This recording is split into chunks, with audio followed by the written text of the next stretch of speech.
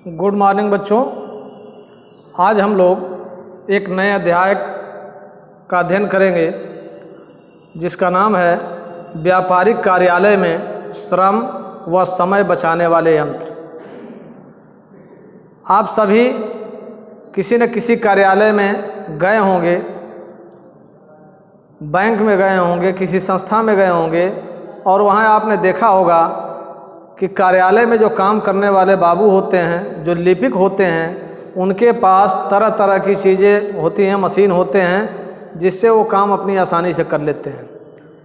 जो भी मशीन बनाए गए हैं, जिनका आविष्कार हुआ है, वो मानवीय कार्य को शीघ्र संपन्न करने की ज़रूरत के लिए ही उसका आविष्कार हुआ है। आपने जैसे देखा होगा पहले आदमी पैदल चलता था। पैदल चलने में कहीं दूसरे जगह जाना हो तो उसमें बहुत समय लगता था। उसको कम करने के लिए साइकिल बन गई, मोटरसाइकिल बन गई, बसें हो गई, ट्रेन हो गई, तमाम सुविधाएं आ गईं और उससे एक स्थान से दूसरे स्थान तक पहुंचने में बहुत ही सुविधा हो गई, समय की बचत हो गई।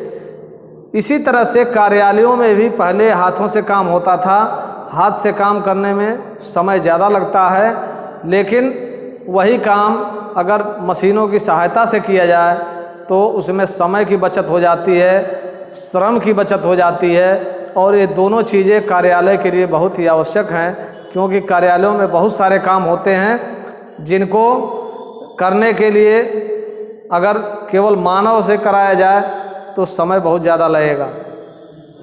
तो जो समय व श्रम बचाने वाले यंत्र हैं, उससे हमारा अभिप्राय उन छोटी बड़ी मशीनों से है जिनके उपयोग से मानवीय श्रम को न्यूनतम किया जा सकता है। जैसे मान लीजिए कि कोई गणना करना है, बहुत ज़्यादा किसी कार्यालय में बहुत सारे अंकगणितीय चीज़ें हैं, उनको योग करना है।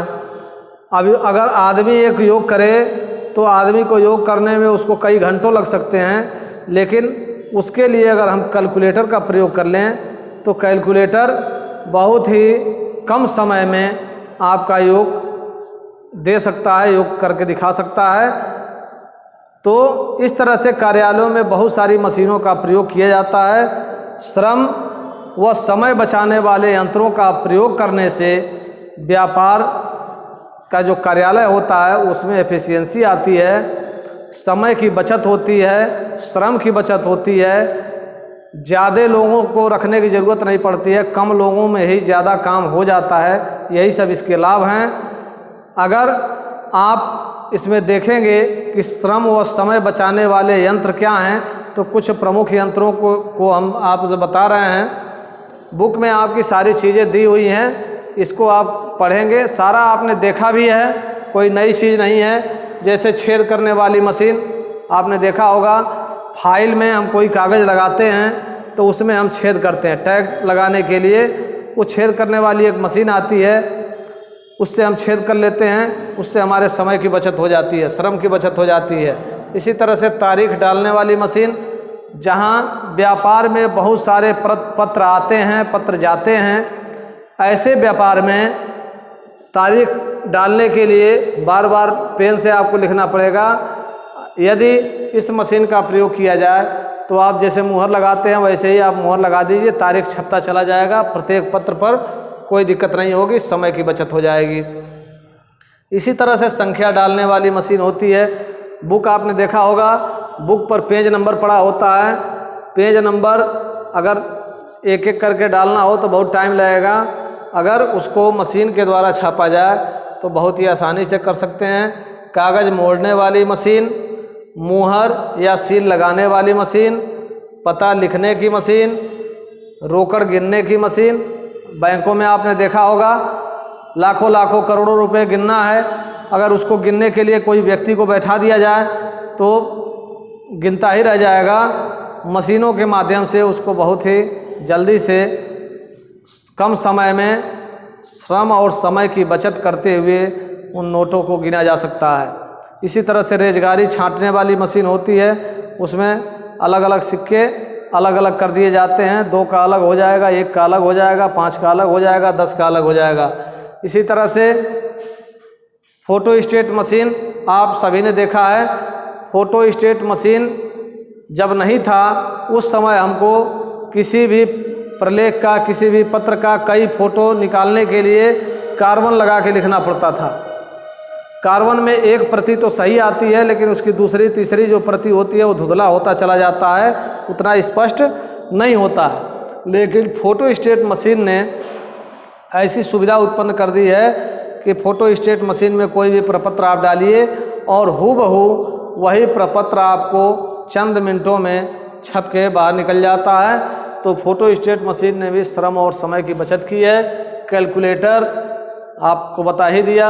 कंप्यूटर से बहुत सारी चीज़ें आसान हो गई हैं। जो गणनाएं हम बहुत देर में कर पाते थे उसको कंप्यूटर ने बहुत सहूलियत प्रदान कर दिया है और बहुत आसानी से हम गणना कर सकते हैं। कोई लेटर टाइप करना है, लेटर टाइप कर सकते हैं। किसी को पत्र भेजना है, ईमेल के माध्यम से भेज सकते हैं। बहुत सारे काम कंप्यूटर के माध्यम से हो रहे हैं। खाते भी आजकल डिजिटल जो बनते हैं कंप्यूटर के माध्यम से, केवल आपको अमाउंट डालना है और वो सारा गणना करके आपको निकाल के दे देगा। मोबाइल और फ़ोन से भी समय और श्रम की बचत होती है। कार्यालय में फ़ोन अगर है तो एक दूसरे को सूचना देने में बहुत आसानी हो जाती है। और बहुत सारे यंत्र हैं, बहुत सारी मशीनें हैं जो कार्यालयों में लगी होती हैं और उनसे लोगों को जो वहाँ काम करने वाले हैं उनको काम करने में बहुत ही आसानी हो जाती है और समय की और श्रम की बचत होती है। इसको आप पूरा पढ़ेंगे। इसका जो क्वेश्चन है, क्वेश्चन के बारे में आपको हम एक PDF भेज देंगे, उसको आप परीक्षा की दृष्टि से तैयार रखेंगे। साथ ही जो कार्यालयों में मशीन प्रयोग होते हैं उनके बारे में आप अध्ययन कर लेंगे। अक्सर परीक्षा में 2 या 3 के बारे में पूछा जाएगा कि समय व श्रम बचाने वाले किन्हीं 2 यंत्रों के बारे में लिखिए। तो किन्हीं 2 यंत्रों के बारे में आप कैलकुलेटर के बारे में लिख दीजिए, फोटोस्टेट मशीन के बारे में लिख दीजिए, किसी 2 यंत्र के बारे में लिख लीजिए। 2 यंत्र के बारे में आप अच्छी से तैयारी करेंगे। आगे हम लोग फिर अगले अध्याय के बारे में चर्चा करेंगे। आज के लिए इतना ही। Thank you.